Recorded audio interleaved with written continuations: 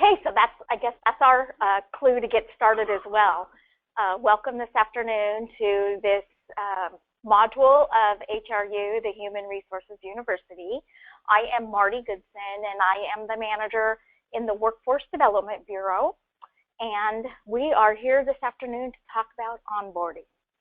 I think that you will find that this will fit very nicely. It'll build upon perhaps some of the other HRU courses that you've attended.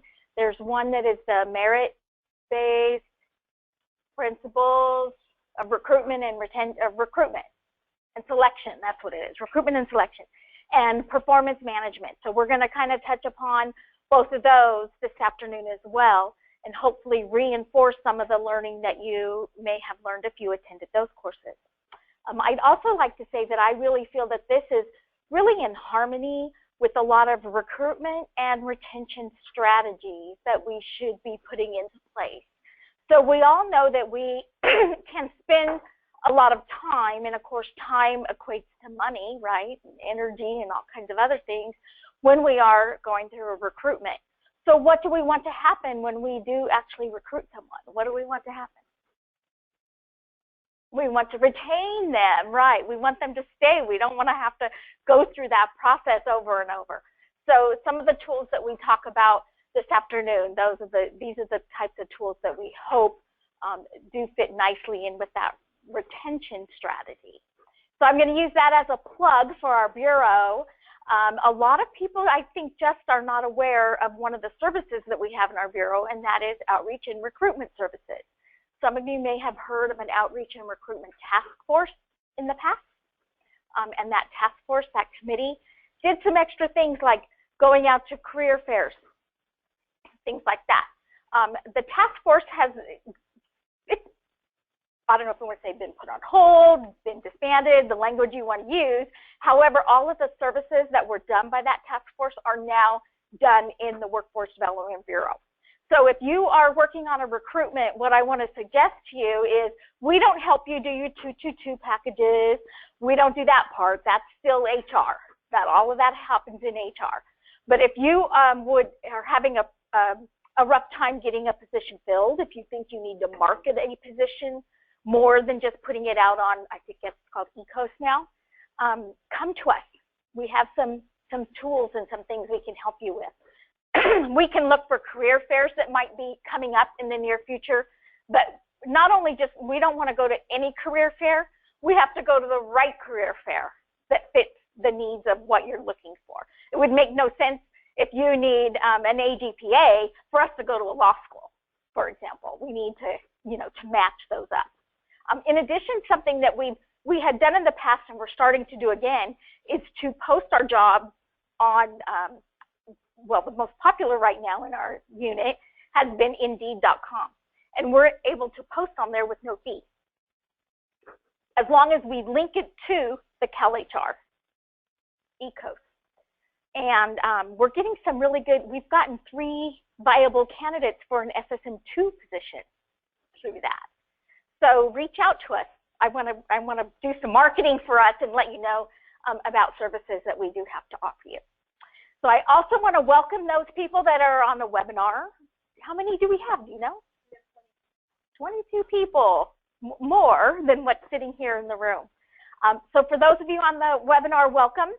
I do want to let you know that we have muted your phone, so we can't hear anything that you say, but that doesn't mean that you can't ask questions or participate. What you want to do is raise your hand on there's a raise your hand feature in the webinar. If you raise your hand, then our driver Victoria will respond to you and assist you. Also, I'd like to encourage those on the phone to ask questions, and they can do that by typing the question in, and we'll save all of those questions until the end. Okay, we're going to start with a poll. Okay, so I'd like you to first, anybody who's category A, I'll just ask you to raise hands. So who has a planned onboarding system for new employees in their unit? And if you have a year-long plan already established, please raise your hand. Your letter A. We have a couple of hands. What about B? Maybe I do, but you got to tell me what it is. Okay, we have a few more hands for that. And what about those of you who think that, don't we cover all that stuff in NEO? No, just one, just one. Did we get some responses? Okay, great.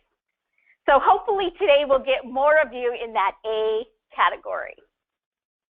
The objectives that we will try to meet today include, and you have these in front of you, I don't have to wait for the slide. We're going to give you a definition of onboarding. We're going to talk about what we do at New Employee Orientation so that you'll be able to see the difference between New Employee Orientation and what you do at onboarding. We have a couple of tools that we can give you to help you. And when I say encourage engagement, I want to encourage engagement with you here today, but also we want to talk about how you can encourage engagement with your staff, because that's where you're going to be leading your way to that successful retention period. Okay. Any questions about what we're going to talk about? So next slide is I've given you a definition of what onboarding is. So it's a planned activity, and it is intended to set the employee up for success. So our purpose is to give them tools, to coach them, to catch them doing something right, instead of just saying, oh, this isn't working out, and give up, and we're all done. Okay? And it's a process. We have to give them time. We want to get them assimilated not only into the department, but into whatever branch you might be, division, branch, bureau, all the way down to bureau. We know that we are all unique, and we have unique cultures, and that's what onboarding is about. Is not only getting them the tools to do their job, but to make them be part of the existing culture that's going on. Okay. It's all about success. So it's proactive, and it's preventative. It's not a single event, as I've used the one-year process. So it is an ongoing process, and of course it can go on after the 1 year as well, but it kind of turns in after the year is up. You'll learn we're going to start talking about development instead of the onboarding and the training. That's when you start transitioning into development. In an article that's called Making New Employees Successful in Any Economy, the author writes that there are 3 goals to onboarding: building confidence and enthusiasm. So don't we want our employees to be confident? We want them to be enthusiastic and about what they're doing. It's a time to impart organizational mission, vision, and culture. I've used that word already. But also to decrease the time it takes employees to be fully engaged and productive in the work that you want them to get accomplished. So that gives us a little bit of background about what onboarding is. So I'm going to read you a little story, and I'm going to welcome you to your first day of work. And I am your new manager, and I want to welcome you to your new job. I know it's your first day and all, but we've been busy around here because we've been down a position, and we're not quite ready for you, even though you're here. Your office is going to be over in that corner, but for right now, we have to put you in this storage closet over here because we don't have your office ready yet. We ordered your computer, and it's only going to take about 6 weeks to get here, okay? You can check on the status of your computer with Susie, who sits back in that corner over there. And John's going to order your business cards, but he's not at work right now. He'll be in next week sometime. He's also going to help you get your ID badge so that you can get in, have access to the offices and the floors that you need to get to in the building. But again, he'll be here next week sometime. So for today, just to get started for today, we left a stack of work for you on your desk over there in the storage closet. So go for it. Go attack those files over there, and you can get to work on those. I also left a folder on your desk that has a lot of policies and things that you need to read as a new employee. So go ahead and take some time and read them thoroughly, wink, wink, and sign off on each of them too, because I'm going to collect those from you at a later point. So if you have any questions, I'm here to help you. I'm your boss. How does that sound? Sounds like your first day at work. You've experienced that before. Is that what we want our employees to experience when they get here? So kind of, it's an example from another article that I found in it. The article is called How to Jumpstart a New Hire. But it definitely can, you know, when you point out something that's really bad, it makes you remember the parts that are really important and the parts that we need to make sure that we participate in. So I want to ask you now about your own experiences as a new employee when you came to this department. So we have another poll. So when you came here to CDSS, was it A, awesome, meaning, and awesome, the definition is, I learned a lot about CDSS and my job. Or was it B, adequate, and that means I learned enough about CDSS and my new job. Or C, was it a miss and it could have been better? So who's A? Who has an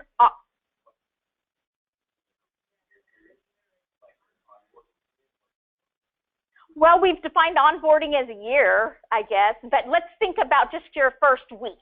Let's talk about your first week. Think of your first week. Was it awesome? Yay! We have a few hands. Was it adequate?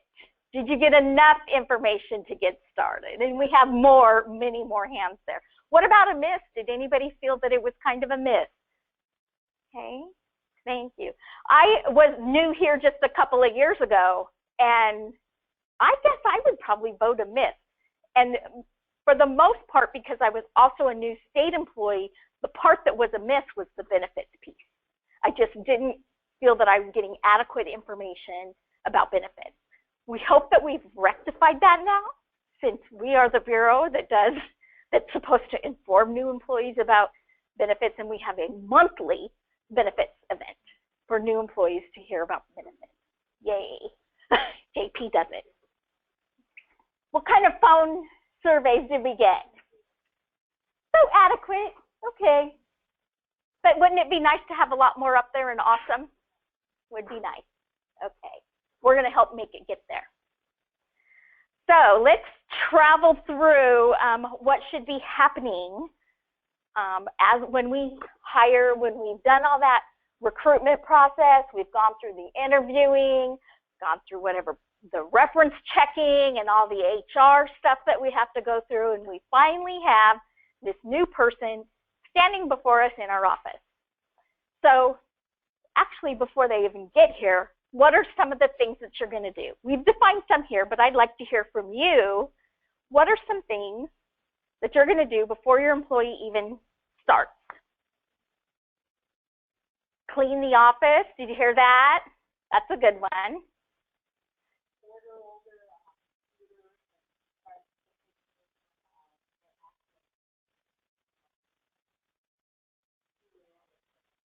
Right, we don't want to wait for the day that they arrive and say, oh yeah, you need a computer, huh? And then, you know, how productive are they going to be without that? Yes.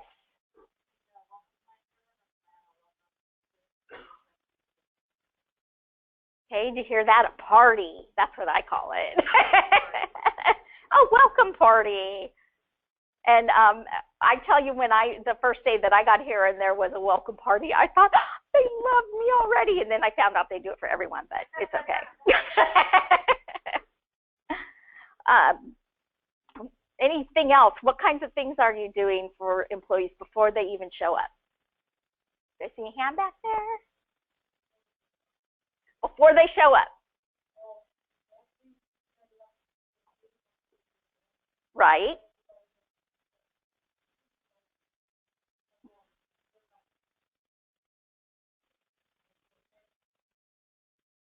I like that. A care package, I like that, with supplies that you need at your desk, yes.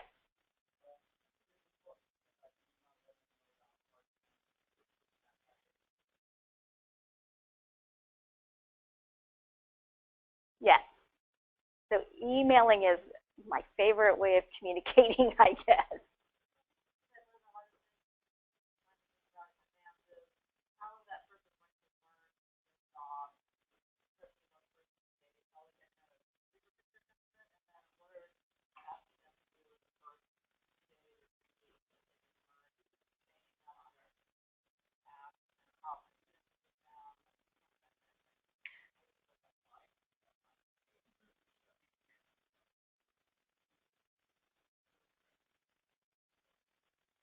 and even if they're just new to your unit, it's still, so there's a really great comment, is have a structured training plan, especially for the first few weeks.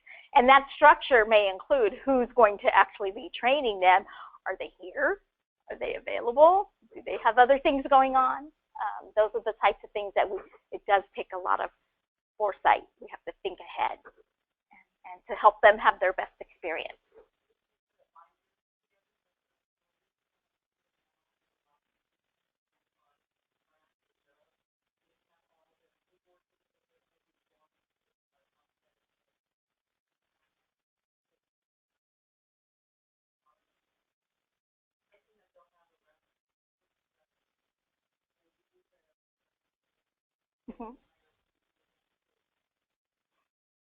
Great. What do you do with your time as their supervisor? Free it up. There you go. Make sure you block that time on your calendar so you're not getting scheduled into other meetings, etc. And make yourself available at least on the first day, at least for a big chunk of their first day would be my suggestion. That's the time you're going to have the welcome party. That's the time you're going to introduce them to their team. That's the time you're going to show them the folder. That's the time you're going to take them to their nice clean cubicle with their care package all ready to go. So really schedule some up, free up your time so that you have time available to spend with the new employee as well. We do have online, it's being updated right now for 2016, but there is a new employee welcome packet that's available online. That's a great document. When we talked about emailing them ahead of time, email them that packet because it has things like our paydays, our holidays, and most of us, that's kind of important stuff. We want to know that because we're going to plan our life around all those types of events. You may also want to email them the duty statement. They may already have it from the recruitment process, but it's not going to hurt to send it to them again. That they can already be thinking about what their duties are going to be. You can give them any kind of information that is specific to your unit. Here's another nice thing to let them know, and from what Maria said, if you set them up ahead of time, like you're getting in touch with getting their email address, etc., if you know what their email address is and their phone number, email it to them before they even get here, because they'll be sharing it out with people. Some of us need to give it to daycare, those types of things too. We need that information. And be engaging with your new employee before they're even here. Invite conversation, make yourself available for questions that they might have. Make them feel comfortable before they even get here and walk through the door. So yes, you want a clean workstation and you want to get the equipment. Another thing you want to do is maybe try to ask somebody in your unit to be the peer support. Maybe beside yourself, ask somebody to be a buddy for your new employee, to show them where the bathroom is. How about that? The cafe, things outside the building as well. Go ahead and set an appointment. This falls in line with setting up their email address and their phone, etc. Go ahead and have an appointment scheduled first thing in the morning when they get here, if possible, to get their ID badge. Get that out of the way, and then they can take themselves where they need to go, and you don't have to go take them to badge them in and out of places. One thing that the hiring manager did when I started here that I really appreciated it, but other people have told me why it's a bad idea, and I'll share that.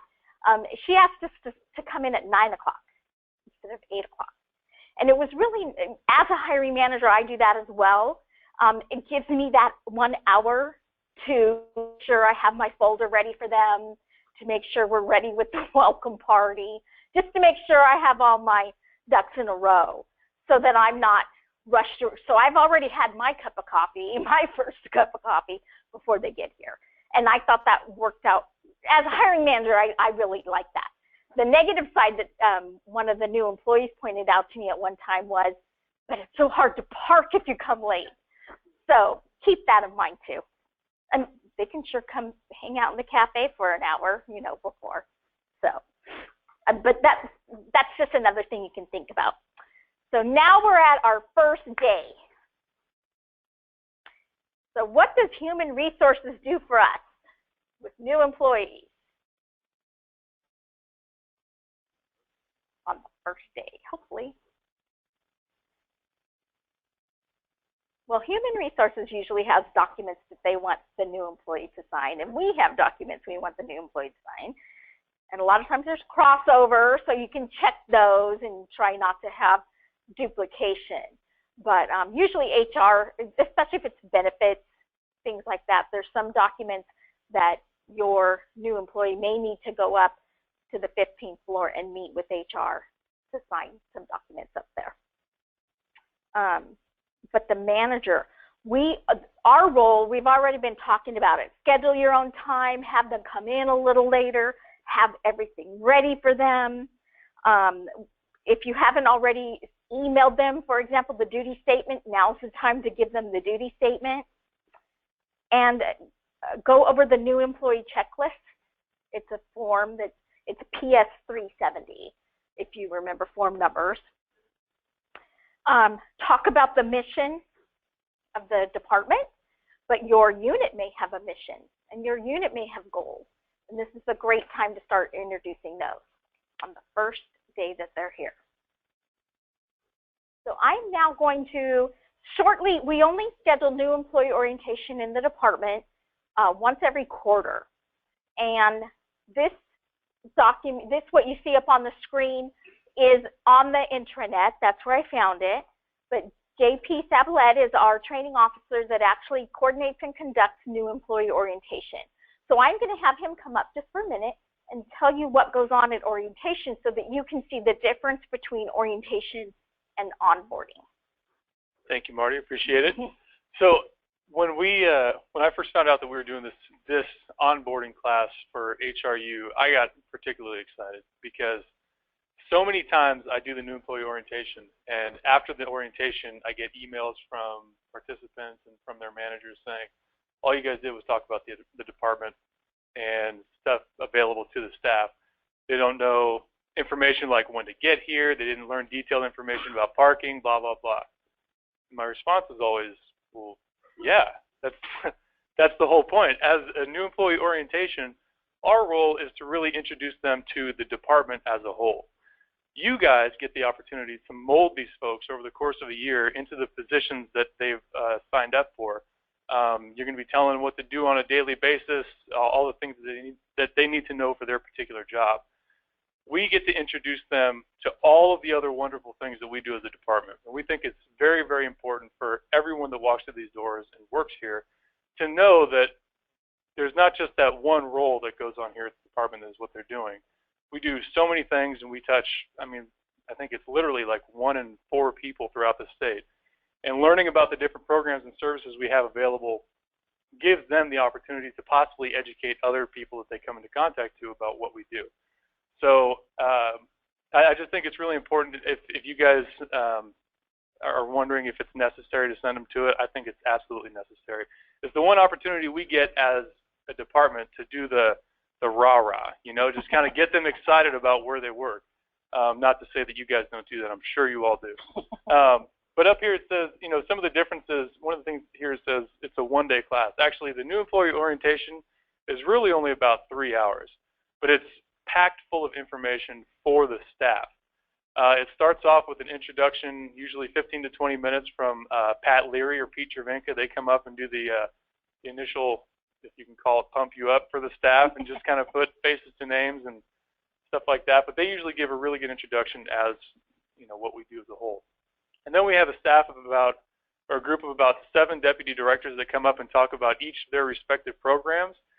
And if nothing else, the staff just gets to see that the people kind of at the top are so passionate about what they do. And hopefully, the staff gets an idea of, we're not just here to do a job, we're here to affect people's lives. And we can see that for the people that we work for. So usually after that, it's a series of folks that come up and give information about services that are available to staff, like the EEO, EAP program is talked about.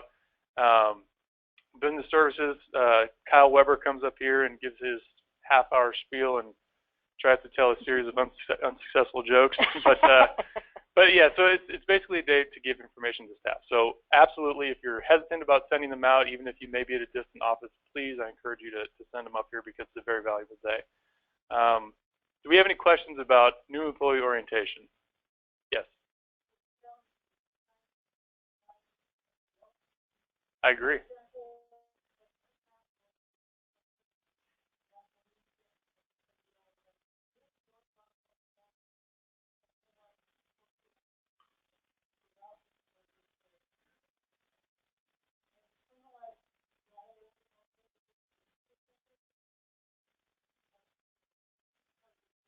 We get that quite a bit, especially being that we only offer it quarterly. I mean, typically, this last year we actually offered it with 2 months apart. I think we did one in December and one in January.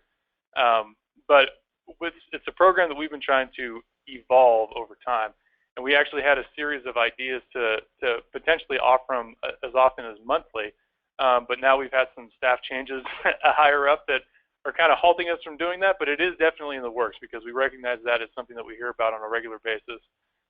But we are identifying it, and we're trying to come up with a plan for it. And we think we have a pretty solid one in place. It's just right now waiting for the proper approval to get it done.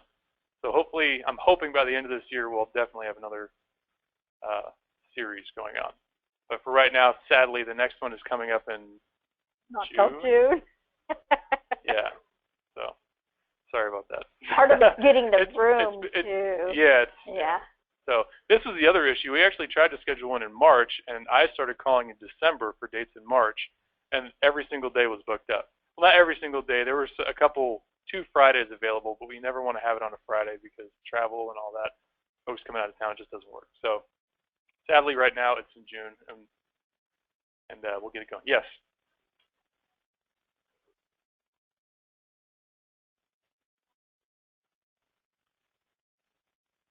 I think it should be the Workforce Development Bureau at dss.ca.gov.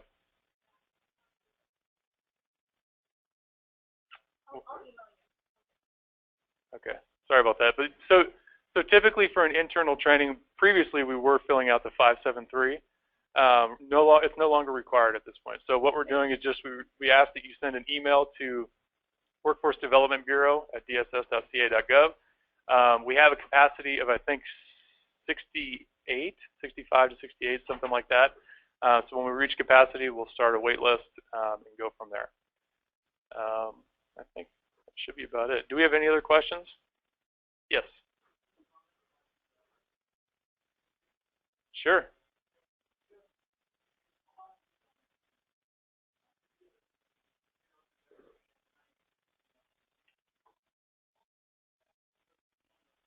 Okay.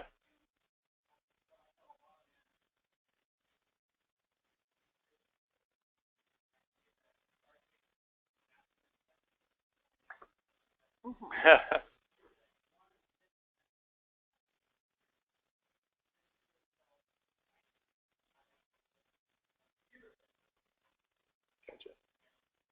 Gotcha.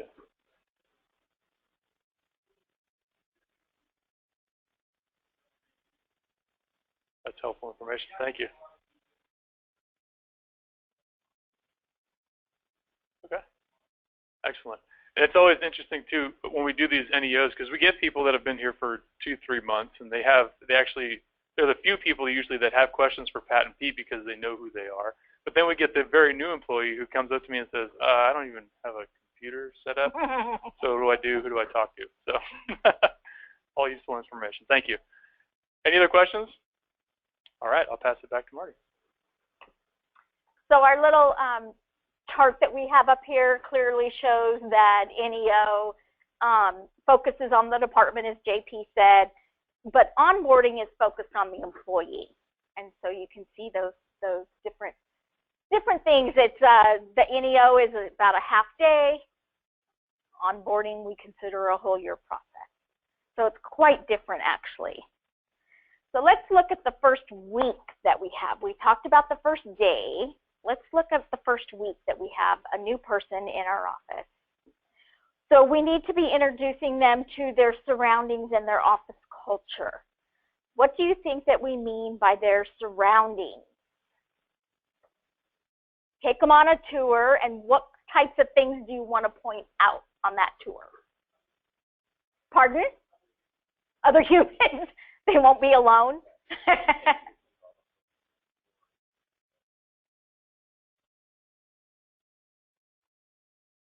Oh, there's a good point. How about safety? Safety first, right? Show them where the exits are, things like that. Bathrooms.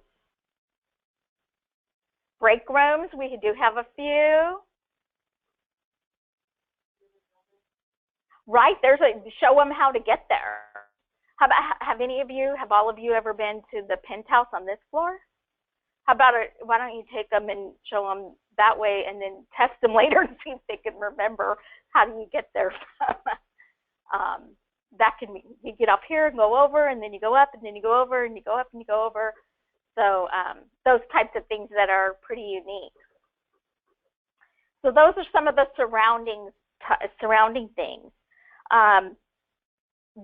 So what do we mean about our office culture?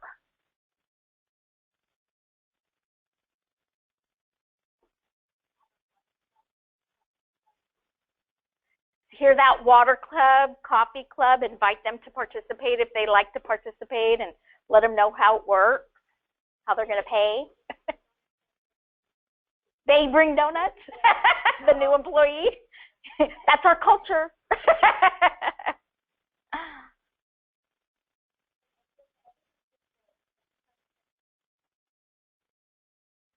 Right.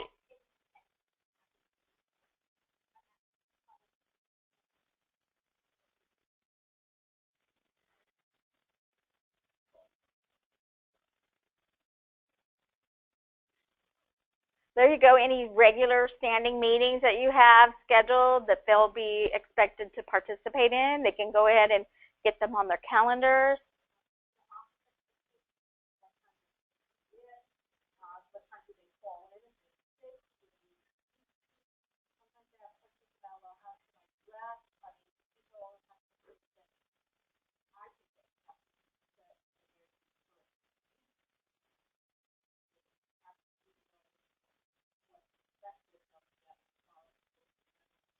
Exactly.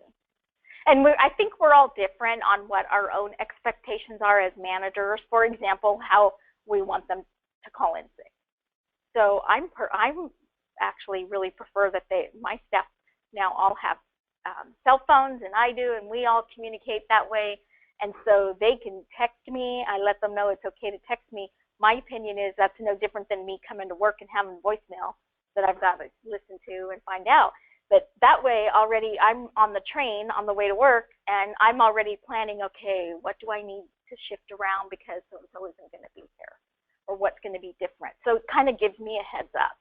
However, when I tell my staff that, I always say that all managers are different. There's no set standard rule. So if you go to some other manager at some point, make sure you know what their particular policy is in that regard. Dress those types of things. Yes, great time to answer those. Here's some things I have. Do we celebrate birthdays? You know, some offices don't do it at all. I worked at an office years and years ago that if it was your birthday and you wanted to celebrate, you brought in the birthday cake. And if you didn't want to, you just didn't bring the cake. It was kind of cool, actually, and you got to eat what you wanted to eat. It worked out fine. No one had any problem with it. But those are the kinds of things to let people know.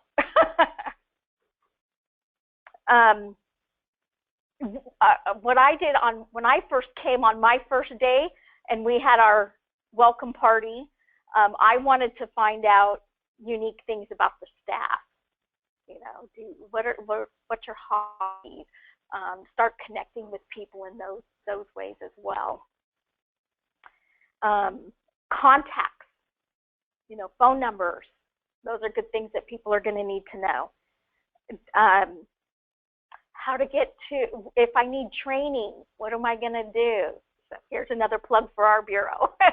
But we have a web page that's pretty extensive with lots of links to lots of information. So that's really good for new employees to know how to get there and to look for that information. Also, you can give them a heads up about probation reports. How about that? let them know what to expect and that they'll be coming. So anything more that we should know about the first week? Yes.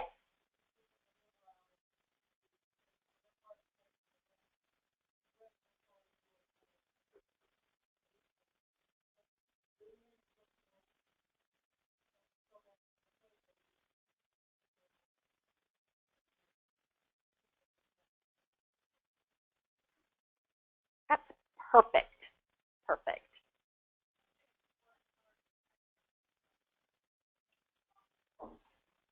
Yes. That's perfect as well. Yes, those are things we should know. Especially when you, there's a lot more protocol in this environment than the environment that I came from, and I came from the Superior Court working with judges. But there still seems to be a lot more protocol here, but yet people don't really identify what their classification is. So if you don't know the protocol. I don't know if I'm talking to a manager or a branch chief or an analyst. I don't know who I'm talking to. I just know you're in that unit.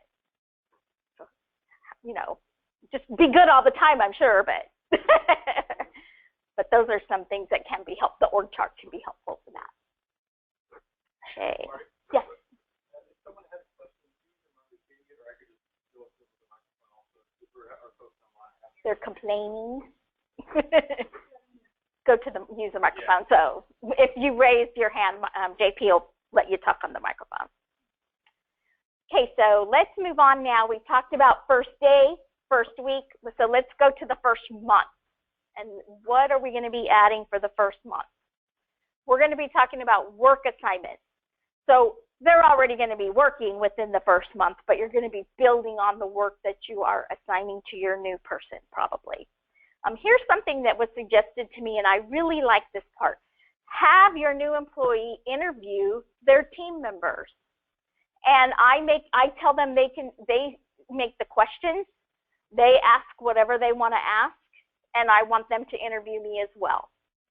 I expect that they're going to learn something about the job that I'm doing and that the other teammates are doing. But it's okay to ask them other questions as well. How did you get here? What other kind of work have you done? Learn some history. I think that just helps build those relationships within the team. So that's one of the things that's on my checklist that you'll see at the end, is interviewing your other teammates.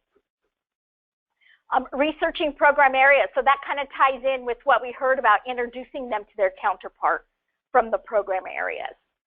So really look into those. And it's so easy to do it by just getting online and going on the intranet and the internet. And your program area may even connect you with other departments within the state. So look at those as well. It's important for the manager then to start scheduling regular one-on-one meetings. See how that, and you should be doing that with all of your staff, not just with the new employees. It should be a regular ongoing thing. It helps you keep connected to the work that they're doing and keep on top of it. But it also provides that, again, just that one-on-one time alone without it being at a staff meeting, and giving them the opportunity to let you know the work that they're doing. And it gives you the opportunity to provide feedback. It gives you the opportunity to give them more work. How about that? But it's something I'm really grateful that I have with the staff that I work with. And of course, providing feedback is important. But I think celebrating wins. So I'd like to hear what some of the things are that you might do in your units when something good happens. What do you do? Go to lunch, okay? We do like food, and we always talk about we have way too much food in our unit. Potluck. Do you have some non-food things? Pardon? Send it up the chain? Okay.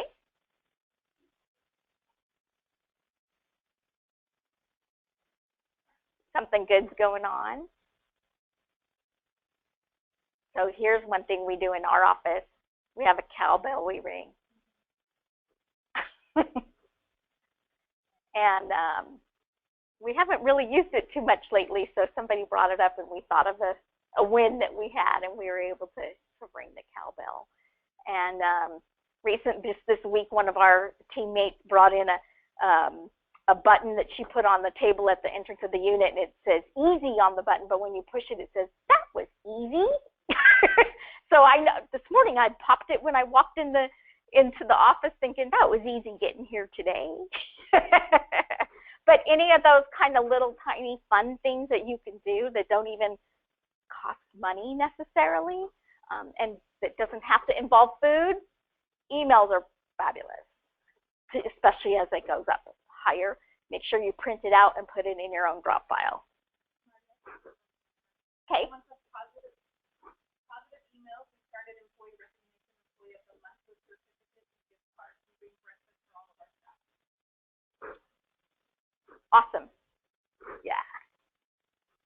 So make sure you incorporate those. So, you know, I'm talking about it here in the first month in the providing feedback area, but it should be something, I don't want to say should, but it makes your day more fun as well when you get to ring the cowbell because something excellent happened. Especially when the most popular time that we ring the cowbell, maybe that's why we haven't heard it in a while, is when something gets approved. One of our proposals is approved. You know, we really make a big deal about it. So let's move on now to the second month. So in the second month, you're going to be adding more additional work assignments. You're going to be trying to make it a little bit more challenging, but it's a good time for you as a manager to also check in with your new employee and ask them, are their needs being met? And I provide one of the samples you'll see at the end is a 2-month survey that you can give to them to make sure that you are providing the tools and the resources that your staff need to be successful. And about 2 months in is probably a good time to do that. This is when, if they're on a 6-month probation, after 2 months, this is when they're getting their first probation report. So did that make you nervous when you got your first one? What is it going to say? So just be mindful that it's nerve-wracking for you as a manager as well to write those, because you want to make sure you have lots of positive stuff, but you want to make sure that you're also incorporating those things that can be improved, but make sure you provide those tools to help your employee be successful. Okay. And then we also continue to provide feedback. So our 4th month, this is the second probation report, more feedback. Hopefully that feedback's getting more positive. You're recognizing that they're catching on to the work that you are introducing them to. Again, you want to build on the prior probation report because you're hoping that you're able to show a little bit more improvement from last time. So this is a good time to think about looking back on your other written documents. Make sure to give specific examples of accomplishments, document those, celebrate those with your new employee. But again, don't forget that you still have to address those areas that still need improvement, because that's important. That's important. And then continue to introduce your employee to the staff. And then we also, a lot of us work with various stakeholders from other community-based organizations, counties, etc. So as this first year's going on, hopefully you're introducing your staff to a lot of people. And again, make those new assignments even more challenging. Then at 6 months, we address this again, and we give them their final probation report unless they're on a 1-year probation. And if that was the case, then you've stretched things out a little bit more. But my recommendation when they do pass probation is not only celebrate it with the cowbell or whatever you're going to do, but maybe document it in an email. You know, congratulations, you have passed. Document that. Write them a card, just a handwritten card. Congratulations, you've made it. More than just the piece of paper that says that they passed probation. Try to add some color and some life. And my belief is these types of actions will certainly help you with that retention strategy. Because who wants to leave a manager that takes the time to recognize these wins.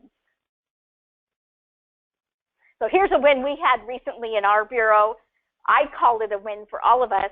We had an AGPA that started on July 1st last year, and she's already been promoted to an SSM1. And so I wanted us, we all celebrated. I said it was all of our promotion because we really work together as a team, and you know, we're not all getting the paycheck she's going to get, but we certainly had something to do with her getting that promotion. So it's important to acknowledge that for everyone, not just the person who got the promotion. I believe that. Okay, before we move on, we now have an exercise that we're going to do, but I'd like you to turn to the back after your after the slides. You'll go to the back of your handout. And I just want to show you the tools that I've provided as examples. The first document that you see is specifically for my bureau. I'm just giving you an example. I would encourage you to set up your own. I'm going to show you another example from another state department as well. But just so my staff does like to tease me about my checklists. I do have lots of checklists for lots of things. They send links to different things on the internet about checklist websites. so it's that's why you see the little boxes, because I like to check off boxes. But you'll see that it's all laid out with all the things that we've been talking about with the first day, the first week, the first month, etc. Things are all spelled out here. So this is a 2-page document. And then what I do is if I have things to support this document, I copy it. For example, probation reports, I might copy that and attach it to this. And when that first 6 months of the first year is all up, then I'm just putting this in my drop file, but it's got all the supporting documents with it.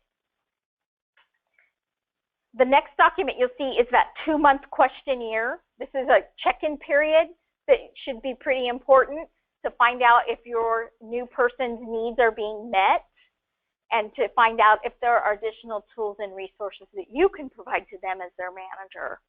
Again, please, this is just an example. If anybody wants this soft copy of these documents, feel free to email me.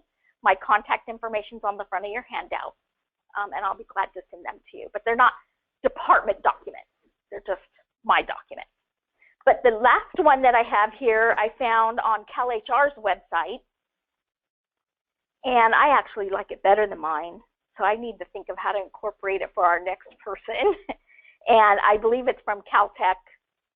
It's just linked from CalHR, and it's a 3-page document. But you see it starts with 30-day milestones, so you actually write down what you want to get accomplished. These are talking about work tasks, things that they need to learn about their job, and a way to keep track of that.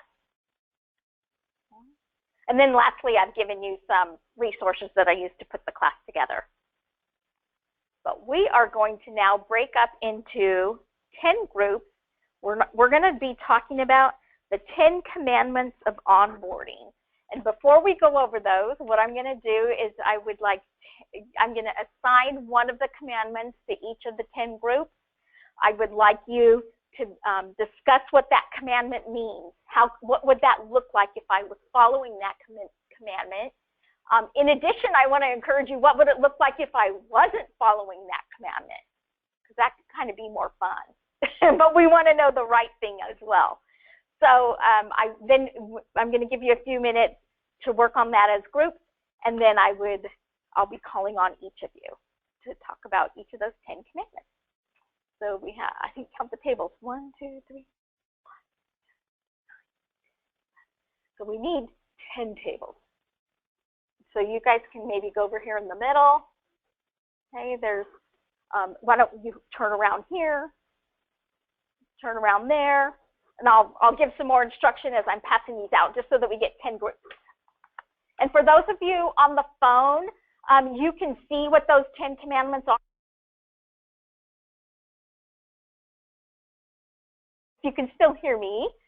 You can see the commandments on your handouts, and I'd like you to send Victoria some suggestions of how to follow those commandments. You can pick any of them that you want to pick.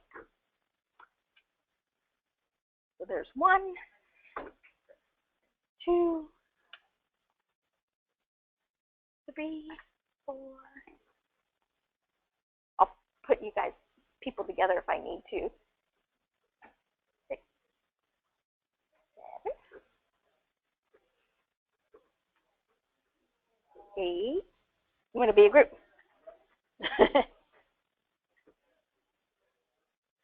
You two can be a group and you two can be a group. Okay? So we have 10 commandments out there. Let's take about 5 or 10 minutes to, again, the instruction is I want you to think about what does it look like if I'm following this commandment, and what does it look like if I'm not following the commandment. Okay?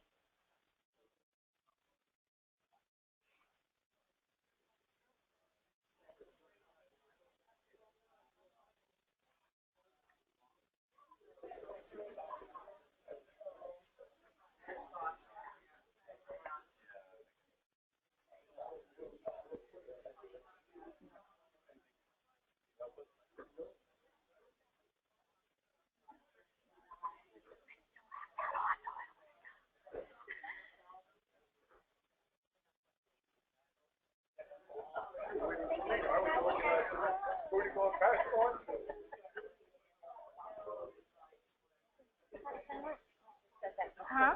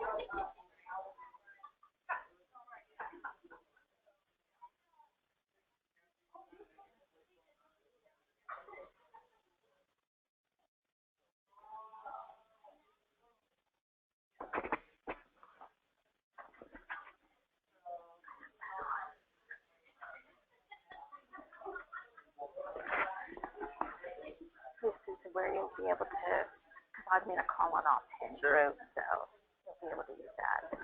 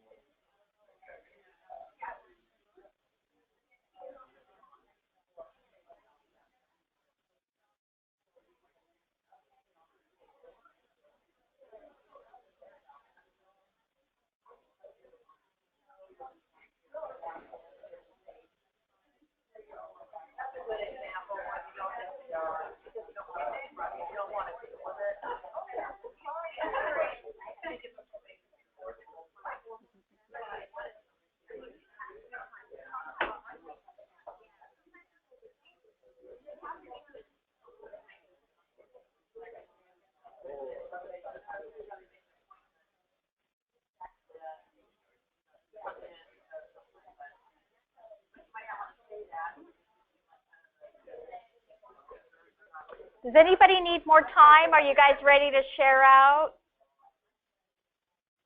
Ready?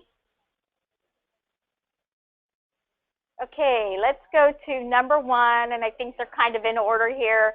Thou shalt not bear false witness against thy employee. So, table over here has number 1. Tell us what that would not look like if you were not following that commandment.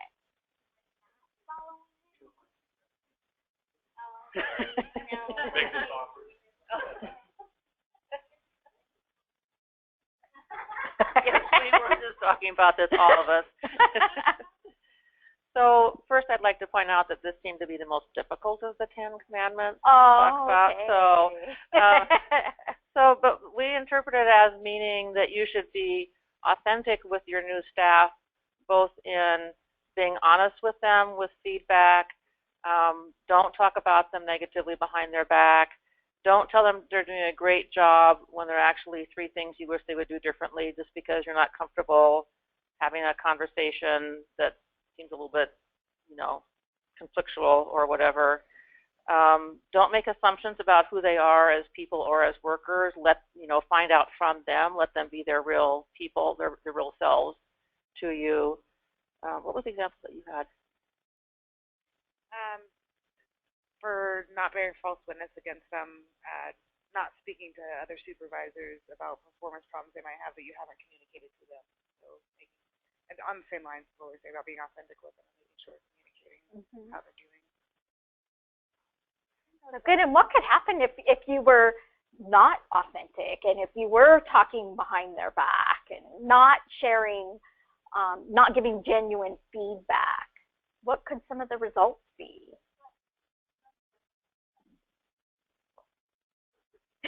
Oh, no.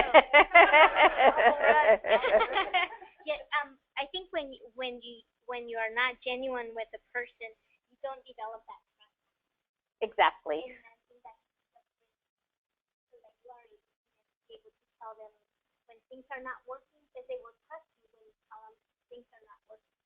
You develop that trust. Right. Not only you point out things that they need to work on, improve on, but provide the tools and the training and whatever they need so they can get better at that. Right. So that is the 2 key things about this commandment, and you hit it. So even though you said it was hard, you got it, is honesty and trust. So those are really important there. Okay, number 2, thou shalt give a written plan of employee objectives and responsibilities. Okay. So what would happen if you didn't follow this commandment? If you didn't follow this commandment, you would have a lost employee because they wouldn't know what your expectations are. Perfect. Right. Did everyone hear that?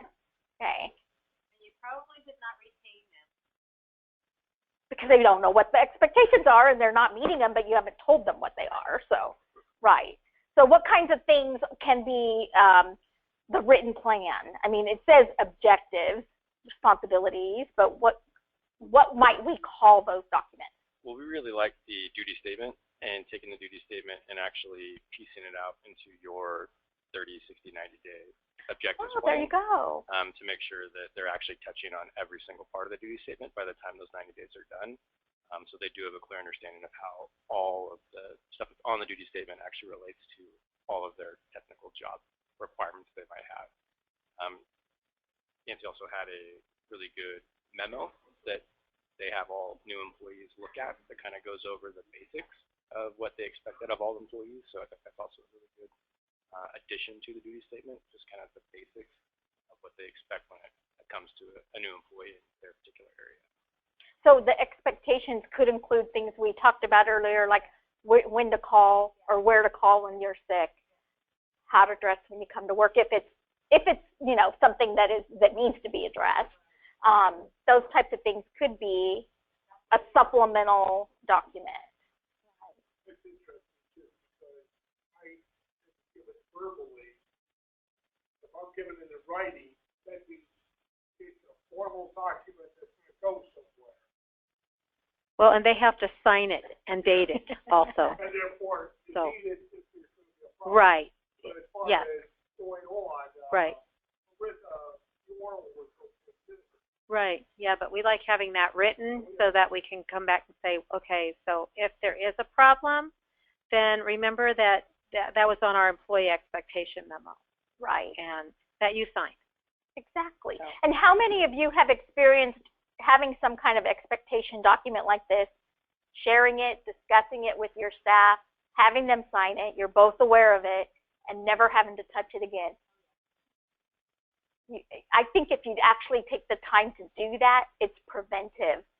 But if you don't do it, you're going to go, how come I didn't do that? I need that written document. Well, and this is division-wide, too. So it's the whole division does this expectation memo so that it's consistent within our home. Right. And even email. You can do it by way of email, too. Document it by email.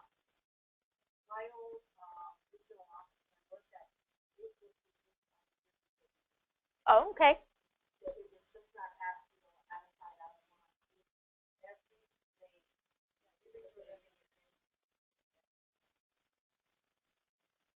Good deal. We have it in our division as well, but we're given the one that says, this is for AGPA, this is for staff service manager.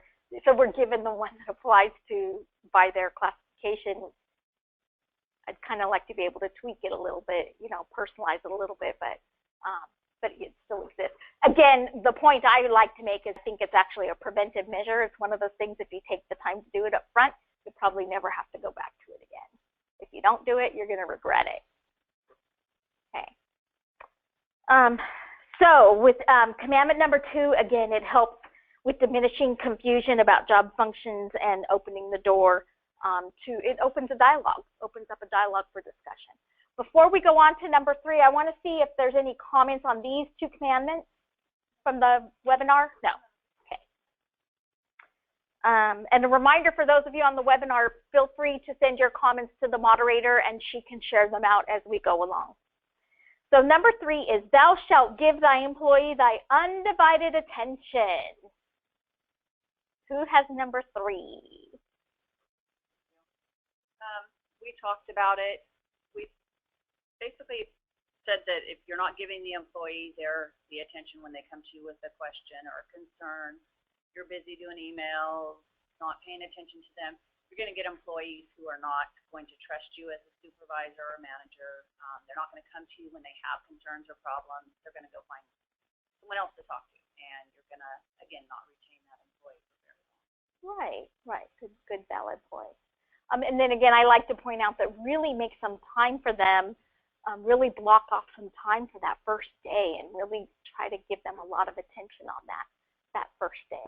I think that's valuable from my own experience. So yes, if you're doing emailing, if you're on the phone, those types of things can be very distracting. And texting, yes. So thank you. Okay. The commandment number 4 is, thou shalt have relevant paperwork ready.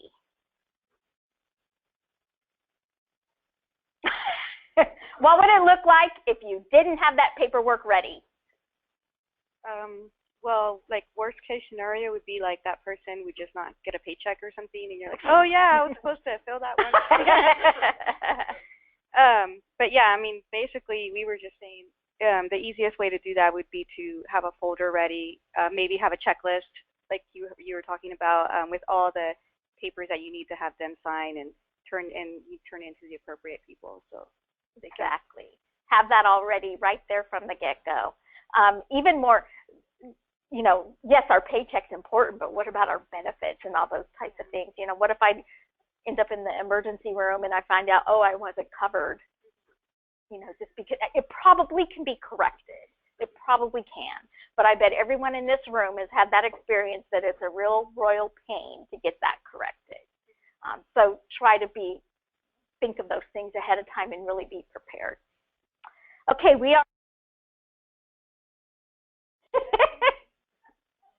didn't enter anything. Okay, we're on commandment number 5.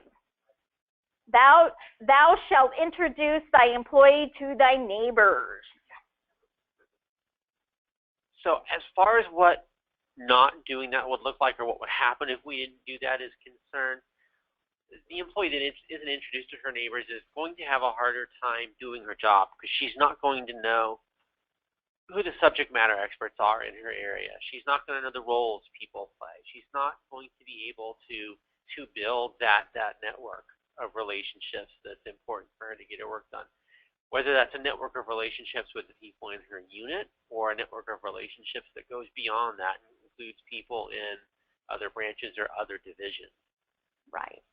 So as far as what it looks like to follow that commandment, that's going to be the manager walking that person around from individual to individual in the work group to meet each of them. It might look like, in a big welcome meeting, going around in a circle and having everybody introduce themselves, give their names, describe what they do in the organization, and maybe talk about what they did before they got to the organization and provide a little background. So I've been a trainer for a long, providing the background. I've been a trainer for a long time, and so customer service, of course, is a class I did lots of times. And I always started off with my career at the court, because I was at the court for a long time, started at McDonald's. It really did, because one thing always leads to another. So knowing that little bit of background, I worked at McDonald's too. Which one were you? Oh, did you, you could share those. It could be a relationship building activity. Exactly. Yeah. So it allows you to open the door to do the team building and just feel that they're connected and a part of. So that can be important. Number 6 is thou shalt set up thy employees' workstation. Okay, so we had a little discussion about this, and we just talked about how you need to set the person up for success. And so if they come in, computer's not working, I don't even have a pen, where are they supposed to start? So it's really important to have all that set up. And not only that, I think to make them feel welcome. I've worked in positions before where I've a new job and I sat down, there was just a pen and a paper. Literally, that was it. And then I had to go around, find, what supplies I needed versus when I come in, it's like, I have a nameplate and it's all set up with highlighters and things already. So there's a different feeling. I would say the old positions where I didn't have anything set up, I didn't think anything of it. But after I walked into another station where I had everything set up for me, so if I were to go back to that again, I would think, they didn't really put any time or care into setting me up. So, right. Setting you up for success. Yeah, so something little, but I think it is bigger than it really is. It means a lot. I don't know if so when we see that how it doesn't work, it really emphasizes the importance of, even though it's not that big of a deal to, make sure there's a stapler, there's some tape, there's the highlighting pens, those types of things. It might take us 30 minutes of time to do that, but the value that it has. Exactly. When we've done it, it's important. Thank you.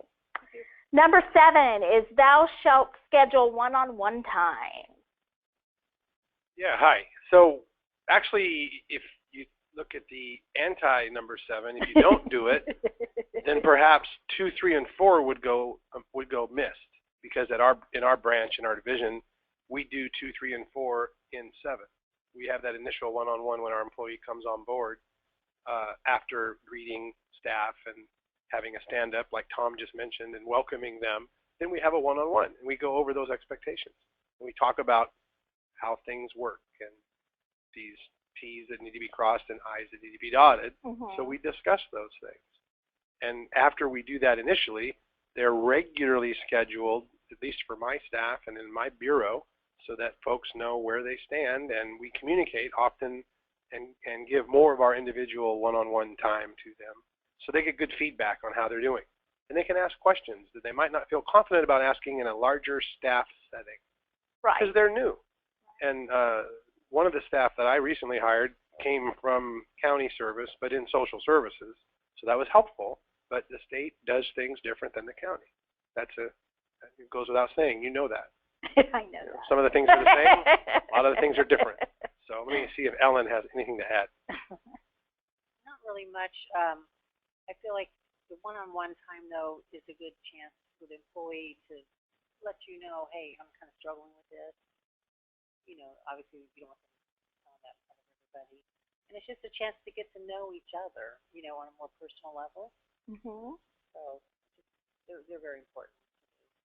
As a manager, I really value that time that I get with them too, individually instead of collective. I mean, I like the collective, you know, I'm party Marty, but I like the collective stuff. But I value that individual time as well. I think it makes them feel, you know, more valued and appreciated, and that you really care about them. You know, that you're spending that time. They know you're busy, right? So if there's anybody here that's not doing that yet, I hope that when you leave today, you can see the value and you start instituting that in your regular plan. Okay, we are on number 8. Thou shalt create a balance.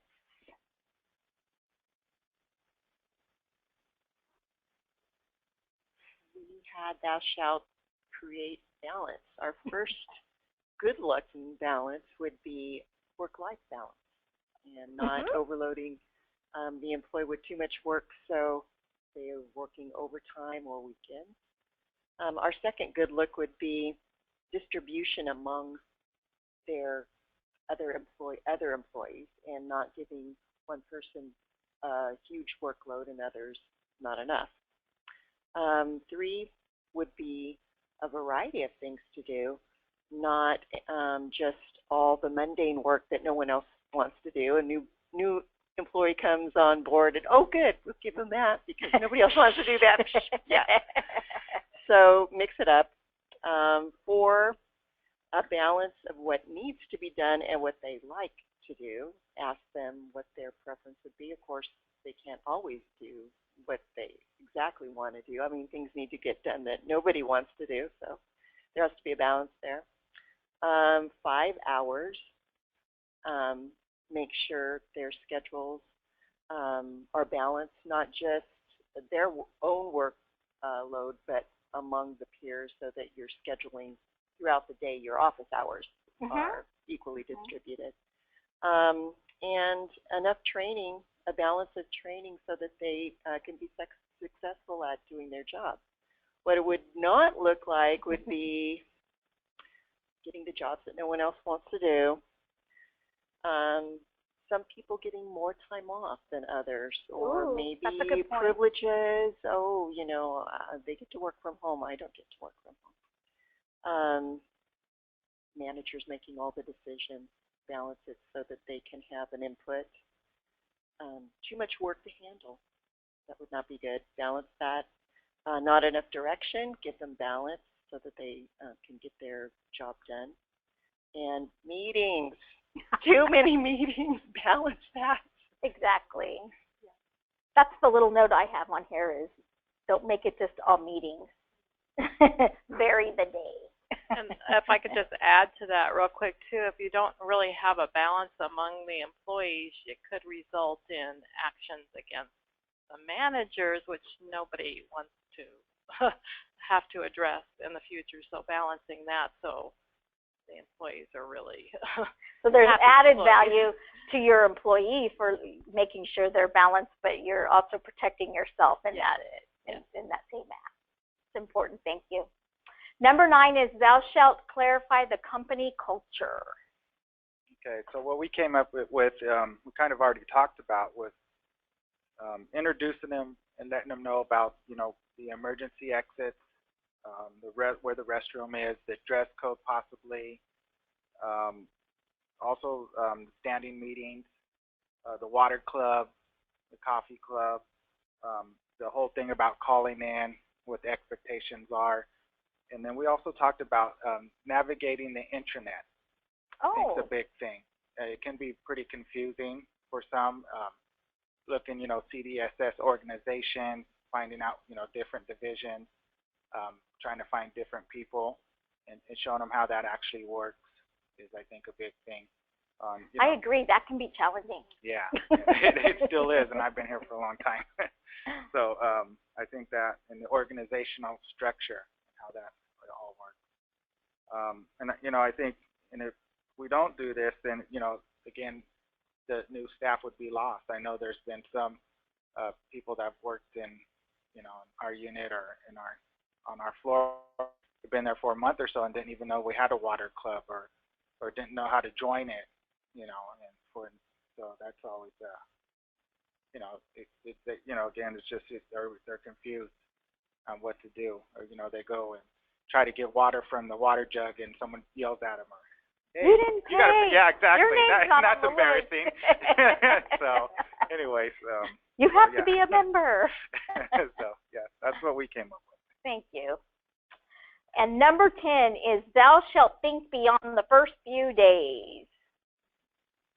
So I guess this is the best for last. I won't rehash everything that's been said because I think this has to do with making sure that everything that has been discussed is sustainable. That's not a one-time event. So you tell the person about the water club one time and expect them to remember maybe a month later when they've settled in, decide, oh, I'd like water from that water jug. How do I go about that? You know, keeping those lines of communication open. If you don't follow this commandment, I think it turns into one where that new employee doesn't have any good sense as to what the expectations are.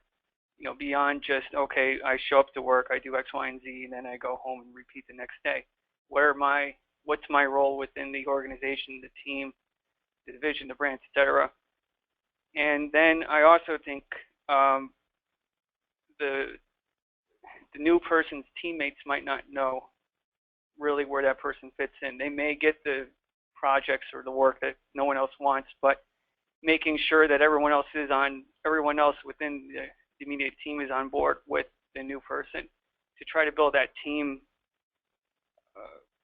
collective, so you're proceeding forward together rather than just individuals. And there's this new person, so okay, you know, make sure you speak to new person next week to get them on board with what you're doing, and you know, try to build that cohesive unit rather than just disperse individuals. Important. It does go.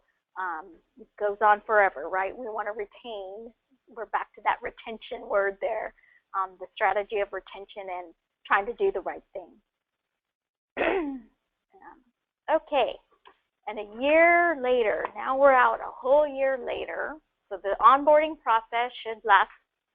You should think of it as a year-long process. Even if they're on a 6-month probation, think of the onboarding as the whole year. And this is when we actually shift from training and the onboarding part now to development. So they've been here for a year. You know, the work is going great. What are their goals? What are they going to work on? What are their aspirations? How can I help them with those? This is when you can start thinking that those is about a year out. Continue to always give the feedback. I mentioned that, I think, on almost every slide, but that's how important it is. And look at, where are we now? Where are we? Do we need more training? Do we now move to development? Where are we? Look at that. This is the time that you're actually probably going to prepare their first IDP, and prepare it with your employees. Ask them what their goals are so that you can incorporate those goals into the IDP. And I think that you'll be more successful. Your employee will be more successful, and you will too, because you'll know how they want to be supported and support them that way and meet those goals. And how good does that feel when you meet a goal, when you actually get to check off the box? We tend to focus a lot of times on those performance issues, and we tend to overlook the really good stuff. So remember to be celebrating the good stuff. The people who are dependable, who show up at work every day on time and do what's expected of them. Celebrate those. And the IDP is a great place to do that and to document it. So actually do more than just check those boxes on the form. Take some time, take an hour or 2 hours out of your day and actually write supporting documents with examples that you can attach to that document. It's going to be so much more meaningful to the employee when they see that. So here's an informal poll that's not on one of the slides, but who in the room and who on the phone does IDP? Yay, lots of hands, lots of hands. Did we get a response on the phone? You could let us know. We do have another. Here's our last poll here is, I commit to providing a robust onboarding experience to new employees to ensure success for them and the department. So A, who's going to commit? Yay, everybody. At least tell us you're going to try. That's my hope, is that you'll try. Did you get any feedback there? 100%. Woo! Matches the room. Let's just quickly go over what our learning objectives were when we started here this afternoon. I hope that you have a good understanding of what onboarding is compared to new employee orientation. So it's an ongoing thing. A new employee orientation is a one-time event. So you got to hear from JP and hear what goes on at new employee orientation. And remember, it's really focused on the department and getting the new employee to get knowledge about what goes on in the department. Onboarding is employee focused, okay, individual employee. You have a couple of tools that you can use as examples that we've provided. And Chris, I'm gonna steal that using the duty statement to plug into the 30, 60, 90-day plan. You know, how perfect is that? Perfect, thank you, because I'm gonna have a new employee pretty soon. And encourage them to participate, encourage and have that engagement in the workplace. One way to encourage that is by that continual feedback, that word that I keep bringing up. So I want to thank you all. Just see if you have any last questions. Do we have any questions from the webinar? Any final questions or supportive comments? I do want to say that as you think of those, as a trainer, we always value your feedback that you provide us on the evaluations that we've left on the table. For those of you on the phone, you received the evaluation as an attachment. So please send that to me, and so that we can incorporate your comments and your feedback collectively with the people who are here in the room. You have questions? Okay.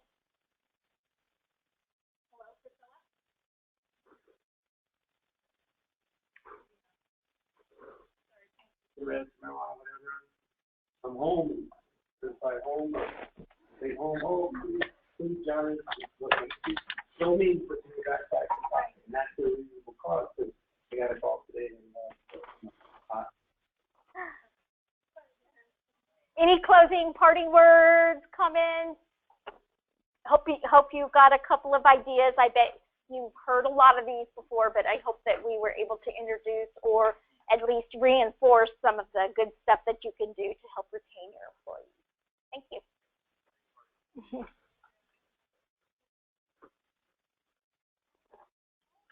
The evals, you could just leave them on the table.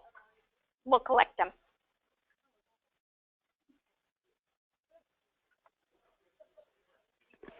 What? Department orientation?